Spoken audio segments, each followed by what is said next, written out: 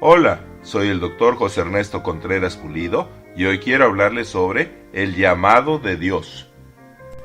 Dios nos ama y tiene un plan maravilloso para cada uno. Solo necesita que voluntaria y sumisamente decidamos creer en Jesucristo y aceptarlo, recibirlo y confesarlo, no solo como nuestro gran Dios y Salvador, sino también como el Señor soberano sobre nuestras vidas, consagrando a su servicio todo nuestro tiempo, talento y recursos. Isaías escribió: Vi al Señor sentado sobre un trono alto y sublime, y sus faldas llenaban el templo. Y dije: Ay de mí que soy muerto, porque siendo hombre, inmundo de labios, han visto mis ojos al Rey, Dios de los ejércitos. Y voló hacia mí un serafín y tocó mis labios con un carbón encendido tomado del altar de Dios. Y me dijo: He aquí que esto tocó tus labios, y es quitada tu culpa, y limpio tu pecado.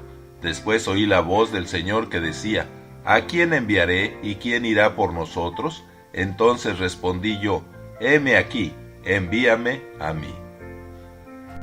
La Biblia enseña que en el antiguo pacto, el llamado y unción del Espíritu para servir a Dios venía a unos cuantos y con propósitos muy específicos. Pero en el nuevo pacto, aunque el llamado de Dios a su servicio no sea tan dramático como el de Isaías, la verdad es que todos los que han sido hechos por gracia, hijos de Dios, son también llamados a ser siervos de Dios. Jesucristo ordenó a todos sus discípulos: vayan por todo el mundo y prediquen el Evangelio a toda criatura. Vayan y hagan discípulos en todas las naciones, bautizándolos en el nombre del Padre, y del Hijo, y del Espíritu Santo, enseñándoles que guarden todas las cosas que les he mandado. Pero también se nos enseña que aparte del llamado universal a evangelizar, discipular y ayudar a los pobres, Jesucristo llama a cada uno de sus discípulos, en particular, a uno o más ministerios específicos que Él ha escogido. Así Dios ha colocado a cada uno de los miembros de la iglesia, que es el cuerpo de Cristo, donde conviene y es necesario. La Biblia dice: ustedes son el cuerpo de Cristo y miembros cada uno en particular. A unos puso Dios en la iglesia, primeramente apóstoles, luego profetas, lo tercero pastores y maestros, luego los que hacen milagros, los que sanan, ayudan, administran o tienen don de lenguas o su interpretación. ¿Son todos apóstoles, profetas o maestros? Por supuesto que no. Así, hay diversidad de dones, ministerios y operaciones, pero el Espíritu y Dios, que hace todas las cosas en todos, es el mismo, pero a cada uno le reparte su manifestación en particular para provecho y como Él quiere, porque así como el cuerpo es uno pero tiene muchos miembros, así también es la iglesia, el cuerpo de Cristo. Uno de los errores más frecuentes en los hijos de Dios es creer que uno tiene la libertad para escoger los ministerios particulares en los que puede tener éxito. Muchos quisieran ser uno de los órganos más visibles del cuerpo, pero si todo el cuerpo fuera ojo, ¿dónde estaría el oído? Si todo fuera oído, ¿dónde estaría el olfato? La lección bíblica, cuando compara la iglesia con el cuerpo humano, es muy clara. Todas las células tienen funciones comunes.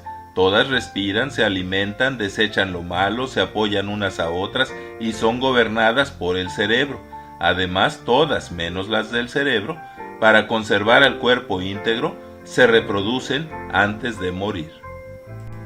Igual, en el cuerpo de Cristo, todos los cristianos necesitan orar, que es la respiración del cristiano, alimentarse de la Biblia, desechar lo malo, apoyarse y amarse fraternalmente, aceptar el señorío de Jesucristo, que es la cabeza de la iglesia, y, con excepción de Cristo, que es el mismo ayer, hoy y por los siglos, deben reproducirse ganando a otros para Cristo antes de morir. Pero además, en el cuerpo humano, de acuerdo con sus características genéticas determinadas por Dios desde antes de formarse, toda célula nace con capacidades específicas, con el fin de cumplir una o más funciones que son necesarias, útiles y de bendición para el resto del cuerpo, y nunca una célula del pie podrá cumplir felizmente las funciones de las células del hígado, por ejemplo. Así en la iglesia, a menos que milagrosamente Dios lo cambie a uno como a Pedro y Juan de pescador en predicador, todo cristiano desde la concepción hereda y nace con las capacidades y talentos necesarios para cumplir el plan específico de Dios para su vida. En el cuerpo son muy pocas las células súper efectivas y capaces de cumplir varias funciones, y hay coyunturas mayores como la del hombro capaces de coordinar varios miembros. Lo mismo sucede en el cuerpo de Cristo.